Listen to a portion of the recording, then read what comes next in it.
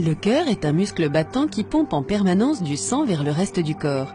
Un battement cardiaque correspond à la contraction rythmée des 4 chambres cardiaques. Chaque battement de cœur est stimulé par des signaux électriques qui suivent un trajet nerveux spécifique dans le cœur. Ces signaux peuvent être surveillés et enregistrés par un électrocardiogramme, ECG. Le signal électrique cardiaque commence dans le nœud de Kayes-Flack ou nœud sino-auriculaire situé dans la chambre supérieure droite ou oreillette. Le signal traverse ensuite les oreillettes droite et gauche, ce qui provoque leur contraction et pousse le sang dans les chambres inférieures ou ventricules. Le signal électrique passe ensuite dans les ventricules par le nœud auriculo-ventriculaire ou nœud AV, puis dans le tissu qui sépare les ventricules, le faisceau de His.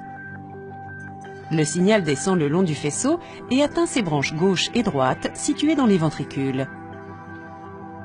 Lorsque le signal atteint les branches du faisceau, il provoque la contraction du ventricule et le pompage du sang vers les poumons et le corps, phase ultime du battement cardiaque.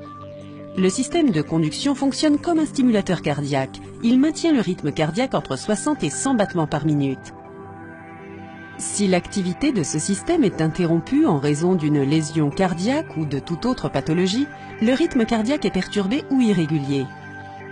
Dans ce cas, le flux sanguin vers le cerveau et d'autres parties du corps peut être fragilisé.